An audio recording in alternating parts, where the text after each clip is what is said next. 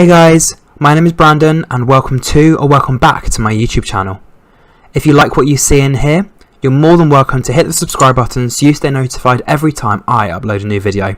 Okay, let's get straight on with today's video. Hey everyone and welcome back to Is That More Brandon. So in today's video I'm going to be doing a review to The Apprentice, Series 19, Episode 5, 2025. So, we've now lost 4 people from the series so far. So we've lost Emma, we've lost Yvonne, we've lost Carlo, and we've lost Nadia. So, we're very male dominated at the moment, so let's see what happens next. Are we going to lose another female, or are we going to lose another male? I have literally no idea. Well, obviously I know what's happened next. I'm just going to remind myself. Yeah, I know exactly what happened in this episode. This is a bit of a unique one, but we'll get there shortly. So at the beginning of episode 5, we found out that the candidates left in the process, so the final 13, were going to be going to Sketch in central London. Now, I've never been to Sketch, but it's somewhere I've wanted to go. Apparently it's quite divine, quite bougie, quite, upmarket, and apparently they have like egg-shaped areas and toilets, and it's very colourful. So amazing for photo shoots, and it's a one-in-a-lifetime experience that you probably never end up going to again, but I'd like to do that sometime in the future. Might just book a random day off work and just go there. But anyway, Malika said that she has been to Sketch before. It has egg-shaped toilets. Amber explained that it's probably going to be something related to being a high-end restaurant, and Lord Sugar basically explained that Easter eggs and the Easter egg market is worth almost £220 million. What they had to do in their teams was design, make and pitch a Easter egg design to a group of corporate clients and see who was likely to get the most sales. So I think the teams did change here. So Kia and Max from what was Team Potatoes switched over with Emma S and Frederick from Team Tomatoes to make 2 completely separate teams. So for the first team, so previously was project manager of, I can't remember who the project manager was in the previous one. It was Mia. So previous Mia. So the rest of her team: Mia, Amber Rose, Dean, Jordan, Malika, Kia, and Max. That was our first team now.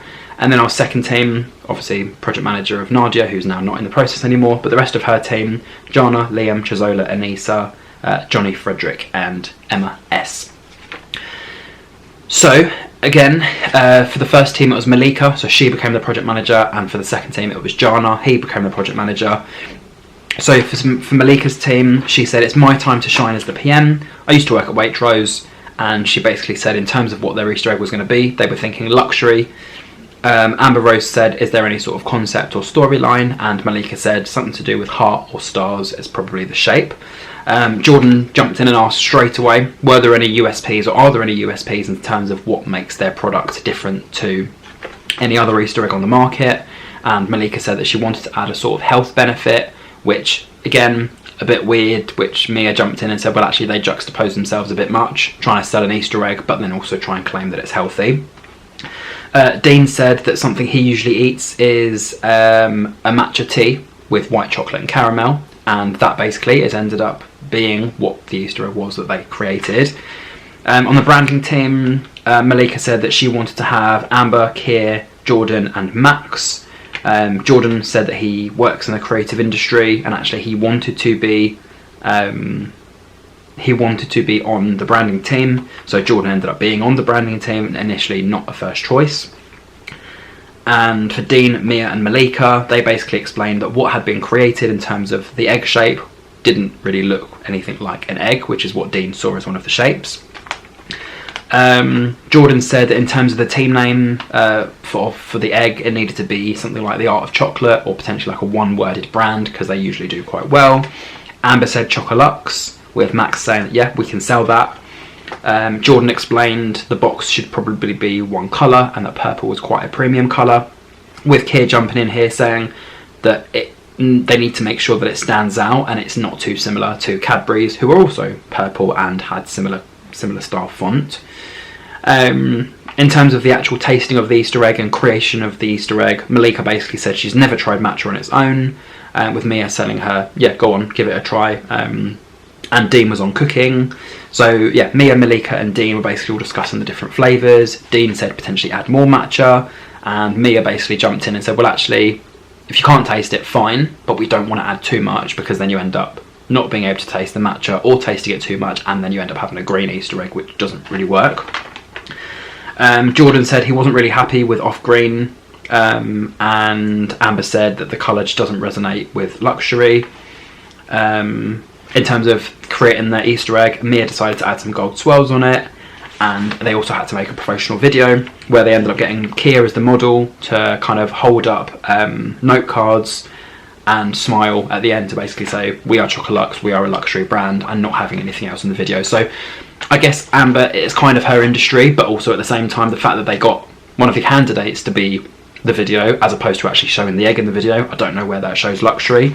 It was good, but they also, Max noticed they spelt the word unique wrong on the note cards, and yeah, Max basically said that there was no kind of vision or envisioning of anything from the beginning. It was kind of just, they were just left to their own devices. Amber Rose said that having a green egg doesn't show premium, with Mia saying they added 1.5 to 2 grams of matcha, which isn't actually that strong, and you can't really taste it, with Amber Rose saying, well, actually, was there any point of actually using it? Could we have not gone for a slightly different branding or, you know, presenting of the egg? Rather than saying it's a matcha egg, it's a Easter egg which has a tint or a hint of matcha, basically. Malika said she was more than happy and the quality of the egg was there, so kind of completely dismissing what the others have said, saying that they didn't like it, her jumping and saying, actually, I love it. Amber said that there were premium grade fonts that they could have used. Jordan said there was no clarity for what they were to make, and Kia said that having a sort of purple helps people resonate and hopes that it will resonate with people a lot quicker. In terms of their pitch, it was Malika that said for the advert, well, Dean basically said, is that it? Mia didn't really know what to think, and Jordan said that he trusted Amber Rose with the flashcard method, with Dean saying it wasn't really the right route for the video. In terms of market research, who was going to go out and get feedback for their egg, it was Kia, Amber and Max. Some of their feedback was that it's an imitation of Cadbury's. They like the leaf, but the colour of the egg was weird, and there was no taste of the matcha, which one of the guys said is something that he absolutely loved. So it was a bit disappointing to say it's got matcha in it when it doesn't really, you can't really taste the matcha despite the colour. Again, they were discussing the luxuriness of their egg, Chocolux, and when they were presenting their pitch to some of the corporate clients and corporate businesses, the egg actually cracked, with someone joking around saying, well, actually, that's how strong they are, they're so good, they want to just, you know, crack and go in your mouth. Or I don't really know what he said, but I'm presuming that could have been a play on it. The egg's cracked because it's that thin. You could have said, well, actually, it wants to jump out of the box that much and, you know, be eaten. Dean also said that, yeah, the matcha tea and chocolate is basically what they were obviously selling, and Max ended up saying it could be something to do with interpretive art, so they're creating something creative in a chocolate. Kia managed to get a deal of 1,750 units. Mia explained that white chocolate and matcha was a good mix, as told by the market, with Jordan trying to get a lower offer on a deal without exclusivity. So Mia ended up getting 80,000 without the exclusivity, which I guess being exclusive means that it's just going to be their product in that shop, but then you don't want to do that too early because then you might get deals from other people as well. Malika went off to go and speak to Waitrose alone because obviously she's worked for Waitrose before, and alongside that Amber Rose managed to get a 2,500 unit deal. Malika was speaking to Waitrose, saying that she doesn't know too much about matcha, but she knows that it's quite sweet. They made a deal with Tesco's for £1,000 worth of units, or 1,000 units, and again Amber Rose and Kia managed to get 2,000 eggs from another company, with Kia also adding that the matcha just wasn't strong enough. So I think for their team, I think Malika was a decent project manager. I wouldn't say she was the best, I wouldn't say she was the worst, she was kind of just present. She wasn't jumping into deals as much as some of the other candidates were, but I think she was kind of jumping in and, you know, saying a few things that weren't great, and also the fact that the egg was green. Easter eggs are usually known for being brown, chocolate flavoured, they look like chocolate. The actual shape didn't look luxury. The fact that they put matcha in and you couldn't quite taste it, they should have just put more in.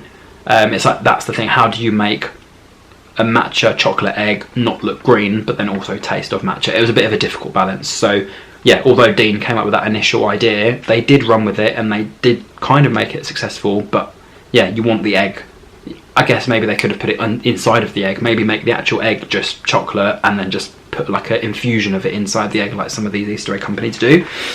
So yeah, that was kind of their downfall, the fact that they weren't really working together, and they could have had an exclusive deal that Jordan basically said, actually, let's not do that. And then for the other team, it was Jana that took the lead. So Dr. Jana, the dentist, he basically said he doesn't know much about chocolate. He is more involved, obviously, within the kids market. And obviously, as a dentist, he's trying to kind of deter people from spending money on chocolate and sweets and things like that. But yeah, they all had a little giggle and thought he was absolutely fine to be project manager. Anissa said that there is a luxury market that is available to kind of show unique flavours. And obviously, if they were going to create an Easter egg for a child, they needed to have some sort of character or superhero or supervillain. So Frederick said that they could come up with a character such as Easter Ed. Liam said he could potentially have some sort of space theme, and Jazola said potentially something to do with animals. And Jana said that they're going classic, they need to open up their options. And I think this is when Anisha jumped in and said, well, actually, you can have a character and you can have the character as a themed space. Why doesn't Easter Ed become an astronaut or something in space? So I guess she was good because she was kind of not saying no to ideas. She was kind of helping Jana and also helping the others by saying, well, actually, why don't we just blend your two ideas together? On the branding team, you had Fred, Johnny and Liam, and Anissa was the sub-team leader on the cooking team with Johnny and Chizola. Chizola said that they should go for just a simple egg, just something easy, something simple. And in terms of the branding, Frederick said to Johnny and Liam they should play on the 3 E's, Easter Ed, and have some sort of alliteration. So Jana said something like Easter Ed's Chocolate Ed. Jana and Johnny were fighting on the size of the astronaut. I think Jana wanted it bigger, Johnny wanted it smaller. And Johnny basically said it's important to challenge things that are cliche. So if they're going for this standard looking type thing, go away from that, do something that looks slightly different, otherwise it isn't going to be unique. Anissa, Chisola and Emma S were on the cooking team, and they also said that, for example, they should have things like caramel, popping candy, 20 grams of that and some chocolate. Chisola said more caramel for that extra taste. Anissa was jumping in, asking whether they needed any decorations, and I think they basically, at this point, the 3 of them were just discussing and they're kind of experimenting with different things. It was a bit chaos and a bit chaotic, but I think the 3 of them were quite relaxed with each other. They kind of were just jumping on each other's ideas, which was good. Jana said in terms of colours, they've kind of used like orange, greys and yellows, so to kind of go for those sorts of colours and have some sort of sprinkle would be nice. With Tim basically explaining that the cooking team had made a work of art, as opposed to something that, you know, children would actually enjoy. And I think it was Anissa's idea to put like a ring around the egg, as if like that was kind of something out of space, with just loads of random gems and gels and, you know, things all over it. Frederick ended up being the voice for Ed, this character, and Johnny was doing a voiceover.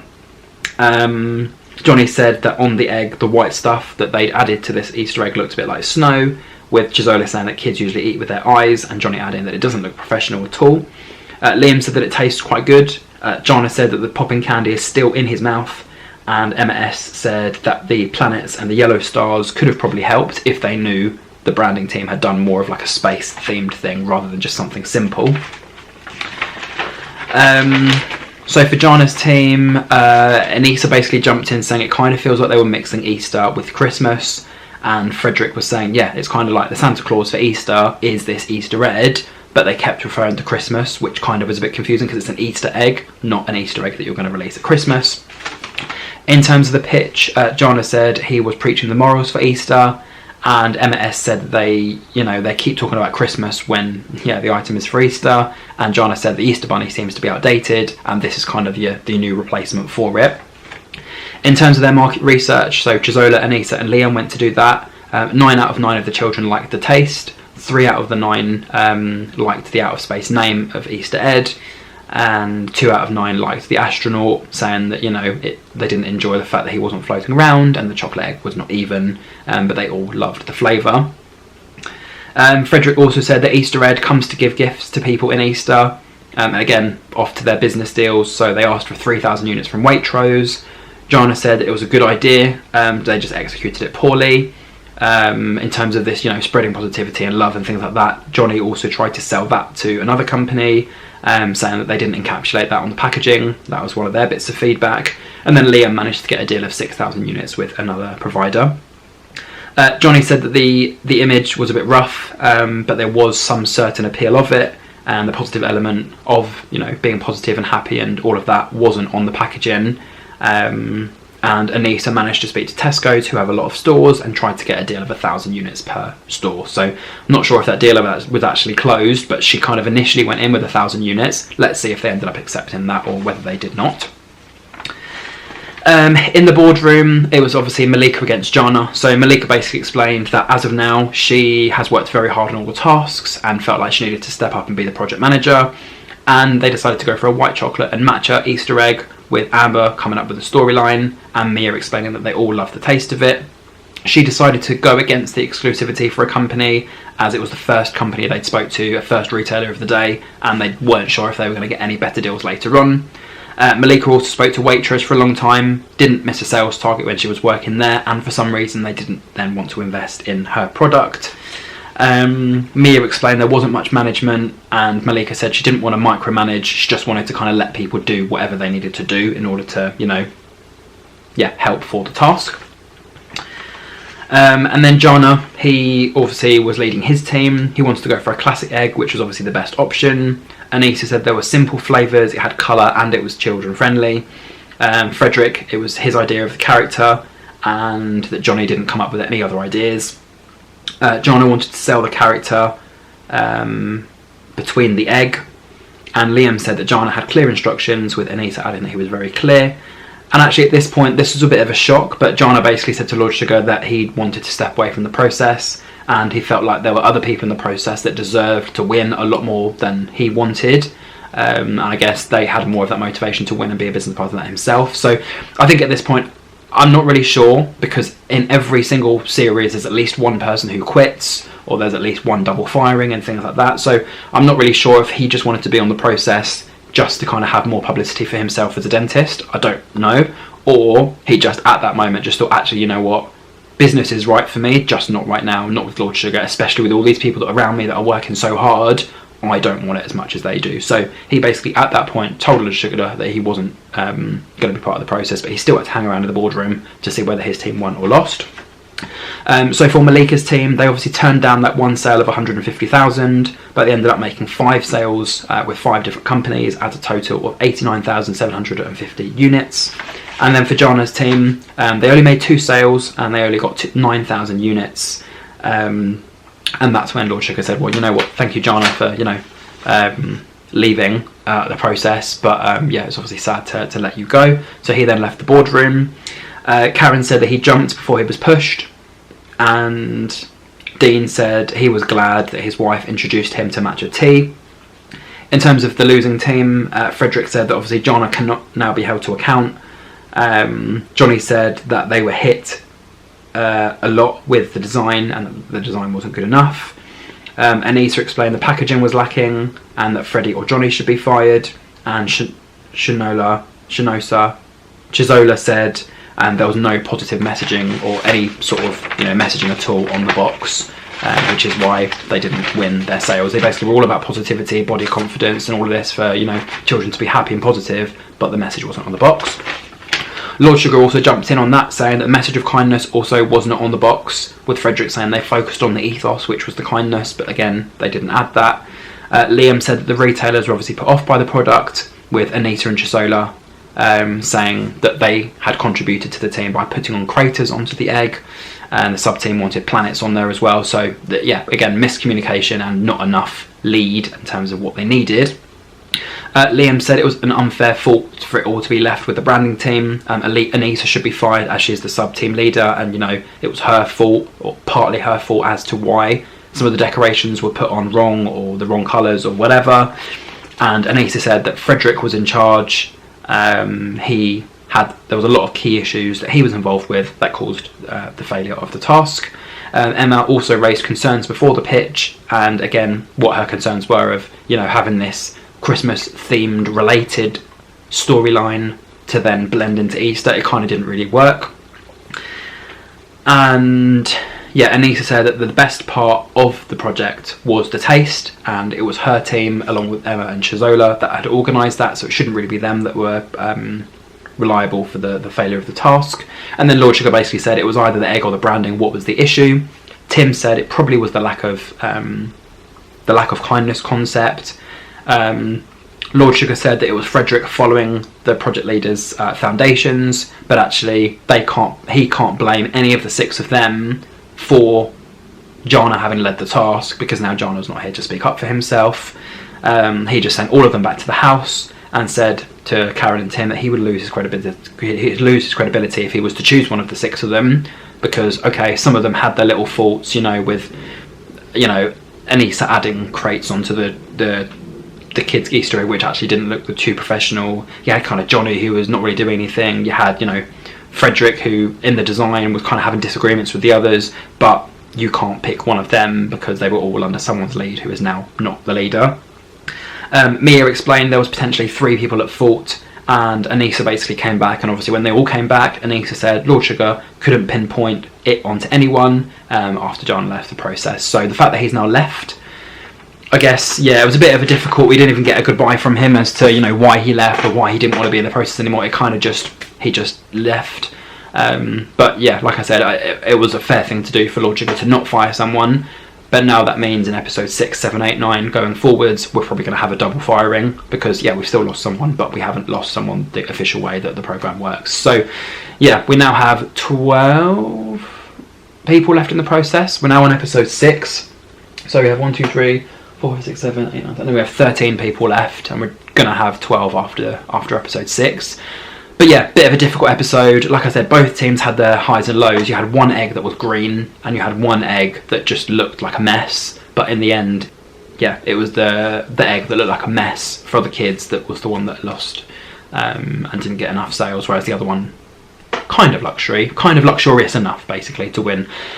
So if you did enjoy my review for episode 5, don't forget to like, comment, share and subscribe. And until then, thank you for watching, and goodbye.